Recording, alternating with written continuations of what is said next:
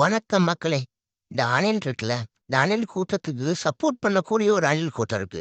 Instagramலயோ, அது வேற எந்த சோசியல் மீடியா அக்கவுண்டாக இருக்கட்டும். அதுலேருந்து வரக்கூடிய வீடியோ எடுத்து நான் ஒரு விமர்சனம் பண்ணுவேன். அது கருத்தியல் ரீதியா இருந்துச்சுன்னா ஓகே. அப்படிதான் ஒரு வீடியோ நான் பார்த்தேன். அத ஃபர்ஸ்ட் பார்த்துருங்க. கவர்மெண்ட் பஸ்ஸ அவங்க பர்சனல் யூஸ்க்கு வேண்டி இங்க எடுத்துட்டு வந்திருக்காங்க. கட்சி டிஎம்கேக்காக எல்லாம் அரசு பேருந்து லைனா நிக்குது. இது யாரு கேப்பா? ஏர்போர்ட்டுக்கு டிஎம்கே ஏர்போர்ட்டுக்கு பர்சனல் உதயநிதி வராரு கோயம்புத்தூர். கவர்மெண்ட் பஸ்ஸ மக்களை ஏத்தி கூட்டு வந்திருக்காங்க. இதெல்லாம் ஒரு பொழப்பா? நேற்று தளபதி வந்த கூட்டத்தோட மிஞ்சணுங்கிறதுக்காக அரசு பேருந்து யூஸ் பண்ணி இருக்கிற ஆட்கள் அத்தனை ஏத்தி கூட்டு வந்துட்டு இறக்கிருக்காங்க. பாருங்க மக்களே, ஃபுல்லா அரசு பேருந்துல இருந்து எல்லாத்துக்கும் பார்த்துட்டீங்களா?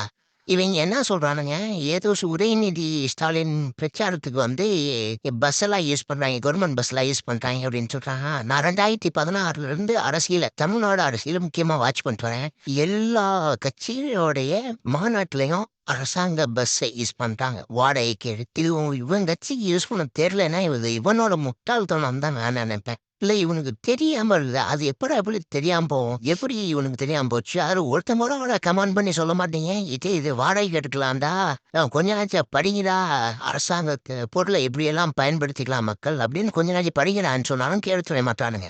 முதல்ல இவனுங்க மாநாடு போட்டானுங்கல்ல, அப்பவே இவங்க அண்ணன் சொன்னேன், என்ன தெரியுமா சொன்னேன், எங்களுக்கு புள்ளி விவர புலியாட்டெல்லாம் பேச தெரியாதுன்னு. சரி, அப்பவே நீங்க தற்கொலை கூட்டமா தான் வருவானுங்கன்னு நினைச்சேன். கன்ஃபார்ம் பண்ணிட்டானுங்க. உங்களடி போய் படிங்கடா.